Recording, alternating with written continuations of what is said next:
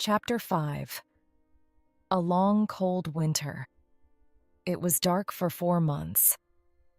Outside the wooden house at Framheim, it was often minus 60 degrees centigrade. The dogs lived in warm holes under the snow. The men stayed in the house and worked in their rooms under the snow. The skis and sledges came from the best shops in Norway, but Bjelland wasn't happy with them. He changed a lot of things on the skis and sledges. Soon the sledges were stronger than before. The skis were better and faster, too. Bjelland changed a lot of things. All the Norwegians worked hard. They looked after their dogs and worked on their equipment, the sledges, skis, tents. Every day they thought about their journey to the pole and talked about it. And every day Amundsen thought about Scott. One day, in midwinter, he talked to his men. "Let's start early before Scott," Amundsen said. "Remember, Scott has more men than us, and he has motor sledges too. Perhaps they can go faster than us." Bjelland laughed. "Oh no, they can't go faster than me," he said. "On snow, nothing can go faster than a good man on skis." "We don't know," Amundsen said. "You're the best skier in Norway, but you get tired, and dogs get tired too. Motor sledges don't get tired. They can go all day and all night." Johansen laughed angrily. "That's stupid," he said. "Perhaps the motor sledges can go all night, but the Englishmen can't. The English can't win rolled. They don't understand snow, but we do, and they're too slow." "Perhaps," Amundsen said. "But I want to win this race, so we're going to start early. Do you understand?" It was quiet and warm inside Framheim. Bjelland looked at Amundsen, and though about the long, cold journey in front of him, he thought about the dogs in their holes under the snow and listened to the wind over the house. "When, Rold?" he said quietly. "On August 24th. The sun comes back on that day. We start then." "But we can't," Johansen said. He looked angry and unhappy. "That's too early. We can't start then. It's dangerous and stupid." Amundsen looked at Johansen coldly. "You're wrong, Johansen," he said. "We want to win, remember? So we start on August 24th. Bjelland listened to the winter wind outside. In Scott's camp at Cape Evans, no one talked about Amundsen and no one worked hard. They had good food and they played football on the snow. They wrote a newspaper, the South Polar Times, and read books. No one learnt to ski. No one worked on the motor sledges. Twice, men went for long journeys across the snow. They walked and pulled the sledges themselves. Oates stayed at Cape Evans and looked after his ponies. Over the window in Cape Evans, Scott put a map of Antarctica. With a pen, he made a line from Cape Evans to the South Pole, and he put a little British flag at the pole. Under the map, Scott wrote the day for the start of their journey. "We start on November 3rd, he wrote. Chapter 6. A Bad Start. On August 23rd, the Norwegian sledges were ready. They took them outside, and the dogs pulled them across the ice. The sun came up for a half an hour, but it was too cold, minus 46 degrees centigrade. They could not travel in that weather. They went back to Framheim and waited. They waited 2 weeks, until September 8th. Then, with the temperature at minus 37 degrees centigrade, they started. They ran happily across the snow to the south. 8 men, 7 sledges, and 86 dogs. Only Lindstrom, the cook, stayed behind in Framheim. At first, everything went well. They went 28 kilometers on Saturday and 28 kilometers on Sunday. It was easy. Then, on Monday, the temperature went down to minus 56 degrees centigrade. There was white fog in front of their faces. They couldn't see anything. But they traveled 28 kilometers. That night, in their tents, they nearly died of cold. Next day, they stopped and made snow houses. Inside the snow houses, it was warm. But everyone was unhappy. "I told you," Roald Johansson said. "Even September is too early. We can't travel in this cold. Do you want us to die? Let's go back and wait for better weather." Amundsen was very angry. He was angry with Johansson, but he was angry with himself, too. He knew Johansson was right. "All right," he said slowly. "We can go on to the depot at 80 South, leave the food there, and then go back. We can't do more than that." It was 37 kilometers to the depot. The wind was in their faces all day. 2 dogs died on the way. At the depot, they did not stop. They put out the food and the flags, turned round, and went north. At last, the wind was behind them. The dogs ran quickly, and the men sat on the empty sledges. They went faster and faster. It was like a race. Amundsen was on Wisting's sledge, and soon he, Wisting, and Hansen were 3 or 4 kilometers in front. Soon they were alone. They traveled 75 kilometers in 9 hours, and they reached Framheim at 4 o'clock that afternoon. Bjalland arrived 2 hours later, with 2 more men.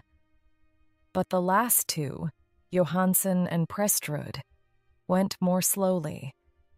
Their dogs were tired, their feet were wet and cold, they had no food, and they were alone in the dark. The temperature was minus 51 degrees centigrade. They reached Framheim at midnight. Next morning, Johansson was angry. In front of everyone, he said, "You were wrong, Roald. September was too early. I told you, but you didn't listen. And then you left us alone and we nearly died in the cold. You're a bad captain. I'm a better captain than you are."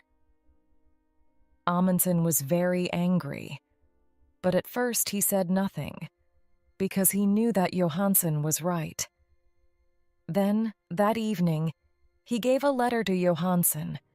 It said, "You aren't coming to the pole with me. When I go south, you can take some dogs and go east to King Edward VII's land. You can go with Prestrud and Stubberud. You can be the first men to go there, but not to the South Pole."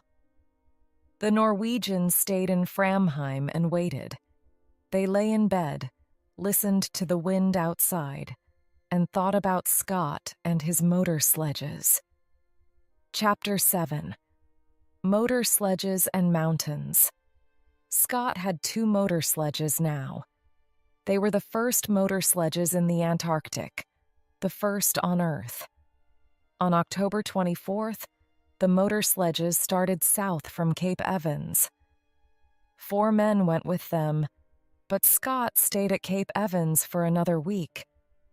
Oates was unhappy. He wrote to his mother, "We had a very bad winter here. One don't like Scott. We were here all winter, but he didn't learn to ski or to drive dogs. Our equipment is bad, and he doesn't think about other people. I'm going to sleep in his tent on the journey, but I don't want to." On November 1st, Scott and Oates and 6 more men left Cape Evans with 8 sledges and 8 ponies. The ponies walked slowly because their feet went down into the snow. It was hard work for them, and they got tired very quickly. They traveled 13 or 14 kilometers in a day. Behind the ponies came Mears with 1 sledge and some dogs. Mears knew how to drive dogs. Every day, Mears started 2 hours after the ponies and arrived 2 hours before them. After 5 days, they found the motor sledges. The Norwegians began again on October 20th. There were 5 men this time: Amundsen, Bjalland, Wisting, Hassel, and Hansen. They had 4 sledges and 48 dogs. There was a lot of wind and fog. On the first day, Wisting's sledge suddenly stopped, and the back went down. "Come on, you dogs," he said angrily. "Pull, pull." At first, nothing happened. Then, slowly, the sledge moved again. Wisting looked down over the side of the sledge. Under the snow, there was a 50-meter hole. "Did you see that?" Amundsen said. "The ice wants to eat us. Men, dogs, sledges, everything." On the 4th day, they reached the depot at 80 degrees south. There was a bad snowstorm, but they found the flags easily. Next day, the men stayed in their tents, and the dogs played in their holes under the snow. They were all happy. They had a lot of food, they had good equipment, and they were warm. They could travel fast. Next morning, the snowstorm stopped, and the journey began again. "Today, everything is wonderful," Bjalland wrote in his diary. "But where is Scott? In front of us or behind?" There was no one with the motor sledges. They were broken. Scott looked at them angrily. "It doesn't matter," he said. "Teddy Evans and his men are in front of us. They're good men. They're pulling their sledges themselves.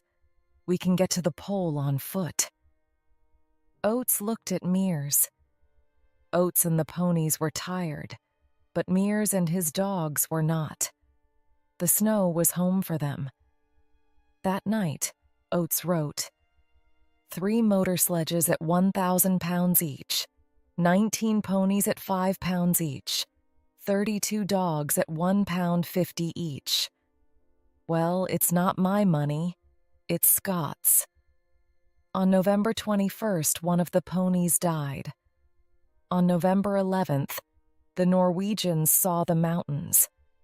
The mountains were very high, some of the highest on Earth. Bjalland smiled. "There is good skiing up there, Roald," he said. "But can dogs get up there too?" "Of course they can," Amundsen said. "Come on." They left Hansen with the dogs and skied a little way up the mountains. It was difficult, but the mountains were big and beautiful. Behind the mountains, Amundsen thought there was a high plateau of ice. "That's it," Amundsen said. "That's the road to the pole. Tomorrow we can bring the dogs and sledges up here. But now let's have a ski race. Who can get back to camp first?" They laughed and skied happily down the white snow. "This is like home," Bjalland thought, "but it's bigger than Norway and better." In the next 4 days, the dogs pulled the sledges 81 kilometers and went up 3,000 meters. At last, Amundsen and Bjalland stood on the plateau behind the mountains. They were tired, happy men. Bjalland looked back at the mountains. "Can a motor sledge get up here?" he asked. Amundsen smiled. "No," he said. "I don't think so. and Scott doesn't like dogs, so his men are going to pull their sledges up these mountains themselves. Would you like to do that, Olav? Bjalland didn't answer. He smiled and skied happily away across the snow. Chapter 8. Across the plateau, November 21st, the Norwegians killed 30 dogs. They were happy, Amundsen said. And now they're going to die quickly. We need 3 sledges and 18 dogs to go to the pole. When the dogs were dead, the other dogs ate them. The men ate them too. They were good friends, Bjalland wrote in his diary, and now they are good food. 2 days later, the dogs were fat. Then, in a snowstorm, they began the journey again. After the snowstorm, there was fog, and in the fog, they got lost on an ice river with hundreds of big holes in it. They could see nothing, and it was very dangerous. In 4 days, they moved 9 kilometers. But the ice is beautiful, Bjalland wrote. Blue and green and white. This is a wonderful place, but one don't want to stay a long time. After the ice, there were strong winds and bad snowstorms. They could see nothing in front of them. But every day they traveled 25 or 30 kilometers. Then, on December 9th, the sun came out. They were at 88 degrees, 23 minutes south, 175 kilometers from the pole. 5 more long days, Bjalland wrote. That's all now. But where is Scott? For 4 days, Scott's men stayed in their tents near the mountains. There is a bad snowstorm outside, Oates wrote. It's too cold for the ponies, and our clothes and skis are bad too. On December 9th, Oates killed the ponies. They were tired and ill, and they could not walk up to the plateau. Then Mears and his dogs went back to Cape Evans. We can pull the sledges ourselves, Scott said. We can do it. We're all strong men. There were 2 sledges and 8 men. They went 24 kilometers a day. On December 31st, Scott said to Teddy Evans and the men on the second sledge, "You can't ski well. Leave your skis here." So they pulled their sledge 24 kilometers without skis. Next day, Scott went to Teddy Evans's tent. "You are ill, Teddy," he said. "You can't come to the pole. Take 2 men and go back tomorrow." Teddy Evans was very unhappy. "2 men, Captain," he said. "Why not 3? "Because Bowers is going to come with me," Scott said. "He's strong. We need him." "But you have food on your sledge for 4 men, not 5, Evans said. "And Bowers has no skis." "I'm the captain, Teddy," Scott said. "You do what I say. Take 2 men and leave Bowers with me." Oates wrote to his mother, "I am going to the pole with Scott. I am pleased and one feels strong." But in his diary he wrote, "My feet are very bad. They are always wet now, and they don't look good." On January 4th, Scott's men left Teddy Evans and went on. Scott, Oates, Wilson, and Edgar Evans had skis, but Bowers did not. They were 270 kilometers from the pole. December 14th, 1911 was a warm, sunny day. 5 Norwegians skied over the beautiful white snow. It was very quiet. No one spoke. They were excited and happy. 6 more kilometers, Bjalland thought. Is there a British flag? One can't see a flag, but... Look, Hassel said. What's that over there? Bjalland left his sledge and skied quickly away over the snow. What is it? He thought. Is it? No. It's nothing, he called. There's nothing there. Nothing. 3 kilometers to Roald Hansken called to Amundsen. Go in front of me, please. It helps my dogs. That's not true. Bjalland thought. His dogs are running well today, but Hansen wants Amundsen to be first, the first man at the South Pole. They skied on and on over the beautiful snow. Stop, Amundsen said. He waited quietly for his men. This is it, he said. Bjalland looked at him.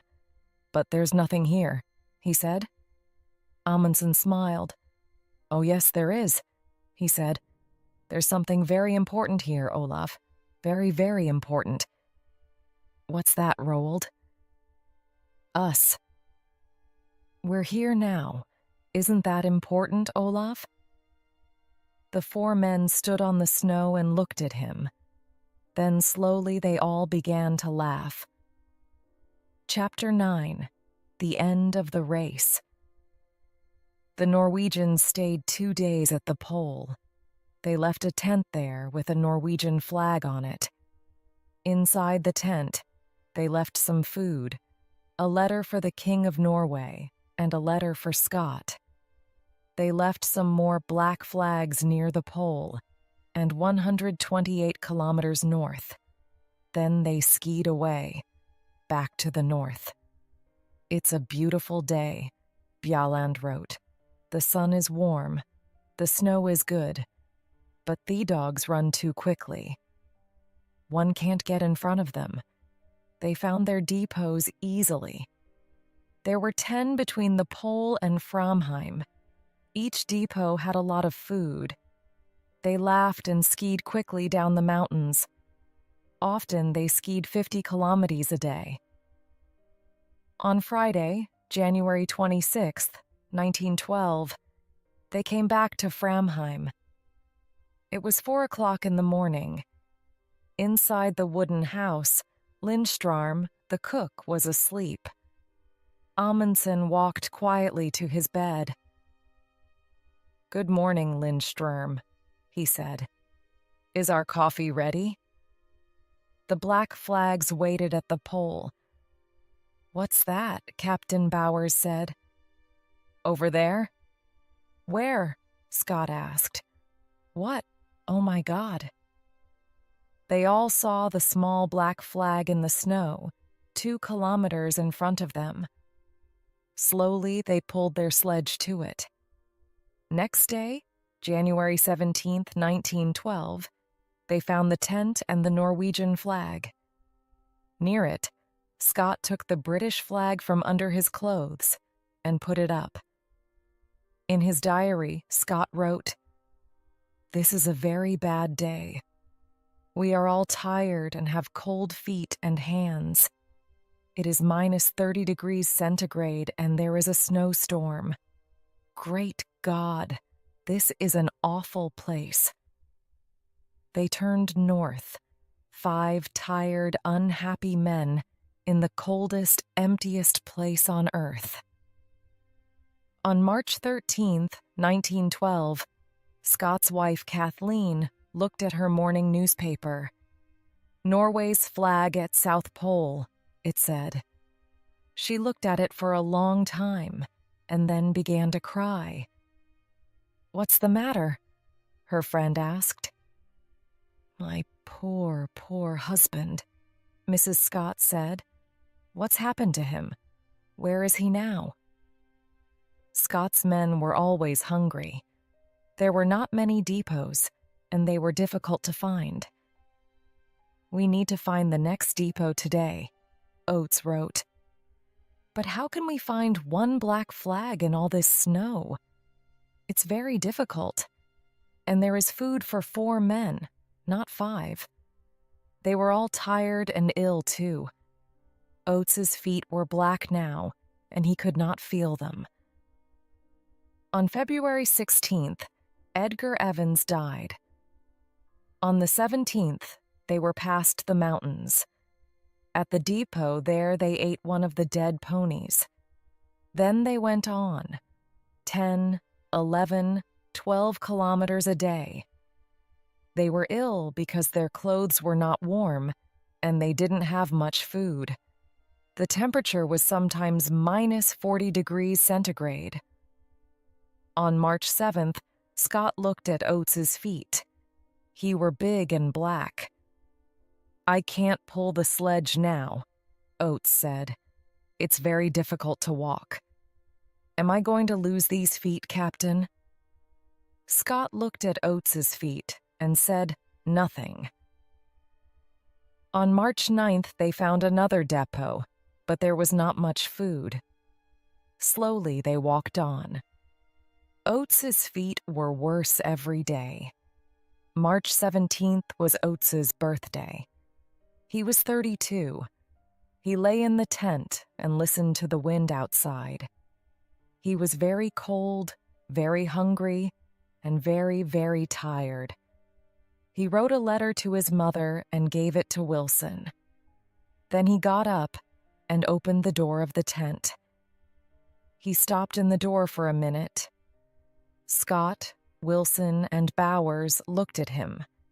They didn't speak. "I'm going outside for a minute," Oates said. "I may be some time." They didn't see him again. At Cape Evans, the Englishmen waited.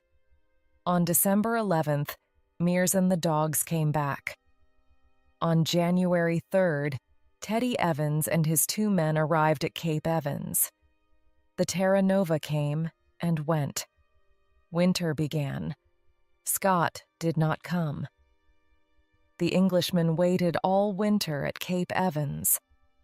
Then, on October 26th, 1912, they started for the south. 2 weeks later, they found a tent. There were 3 bodies in the tent: Scott, Wilson, and Bowers. They put the bodies under the snow. Then they took the men's letters and diaries and went north to Cape Evans again. In Scott's diary, they read, "Oates died like a good Englishman. We all did. Please, remember us and look after our families. We did our best. No one found Oates's body, but he is there, somewhere, under the snow and the wind, in the coldest, emptiest place on earth.